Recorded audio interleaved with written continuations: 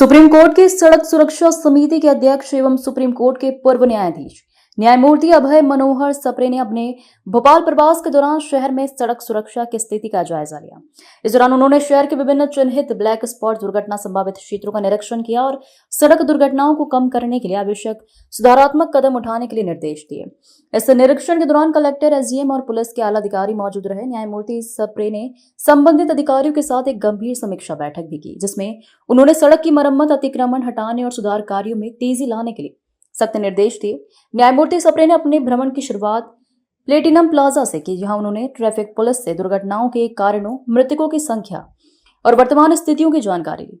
उन्होंने अधिकारियों को अतिक्रमण हटाकर इन ब्लैक स्पॉट्स को जल्द से जल्द खत्म करने का निर्देश दिया। इसके बाद वे तरुण पुष्कर पहुंचे, जहां उन्होंने यातायात की सहजता के लिए लेफ्ट टर्न की व्यवस्था सुनिश्चित करने के निर्देश दिए। 1250 चौराहा क्षेत्र का निरीक्षण करते हुए उन्होंने अधिकारियों से उन बिंदुओं पर तत्काल कार्रवाई करने को कहा जहां सुधार की आवश्यकता है। अंत में कोर्ट चौराहा, पर्यावास भवन पर भी निरीक्षण कर उन्होंने ब्लैक स्पॉट का निराकरण करने के निर्देश दिए।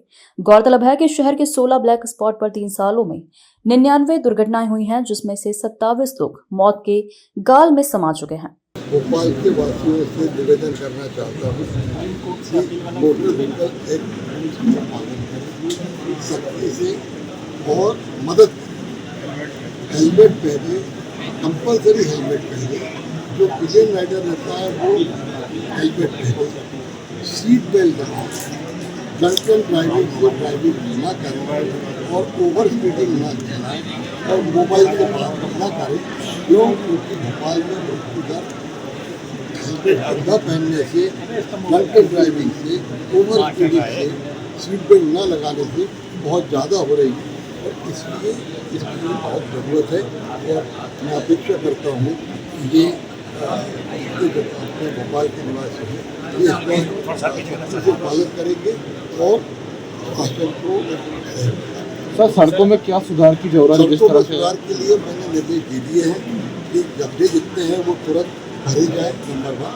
नंबर 2, सड़कों पर पूरे अच्छे से उसको जितने भी कोई डेफिशिएंसी है वो ठीक हो जाए। मैं दिसंबर में आऊँगा फिर से देखने के लिए। Long term planning, short term planning के कल पूरे प्लान तैयार हो गए हैं और दिसंबर तक उसके इम्प्लीमेंटेशन काफी हो। सड़क दुर्घटनाएं हमारे समाज के लिए एक बड़ी चुनौती है और इसी गंभीरता को देखते हुए माननीय सर्वोच्च न्यायालय के द्वारा इस सुरक्षा को मद्देनजर एक सर्वोच्च न्यायालय के एक पूर्व न्यायाधीश महोदय की अध्यक्षता में एक समिति गठित की गई है जो सुरक्षा के मानकों का मूल्यांकन कर रही है और आवश्यक निर्देश दे रही है। माननीय समिति के द्वारा इस बात का न सिर्फ कल सबको निर्देश दिए गए बल्कि आज जो ब्लैक स्पॉट थे उन जगहों का खासतौर पर निरीक्षण भी किया गया।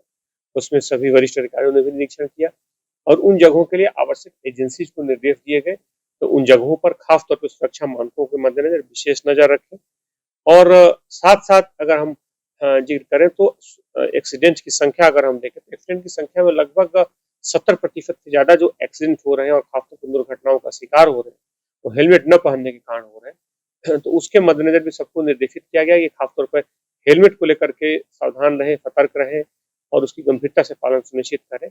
और सीट बेल्ट और शराब पीकर वाहन चलाना अन्य 2 कारण है जिसके कारण सबसे ज्यादा एक्सीडेंट्स होते हैं। तो इन मुद्दों को लेकर के सबको सेंसिटाइज किया गया और पुलिस इसमें गंभीरता से कार्रवाई भी सुनिश्चित कर रही है। एरिया को चिन्हित किया गया, ब्लैक स्पॉट के लिए एरिया को चिन्हित किया गया है जिसमें जिन जगहों पर लगातार एक्सीडेंट की घटनाएं दोहराई गई हैं उन एरिया को चिन्हित करके और इस बात के लिए सुनिश्चित किया गया है कि उन तकनीकी, यांत्रिक, इन्फोर्समेंट या किसी भी तरह की अगर अन्य कोई वजह है उस वजह को दूर करके खासतौर पर दुर्घटनाओं को पूरी तरीके से समाप्त किया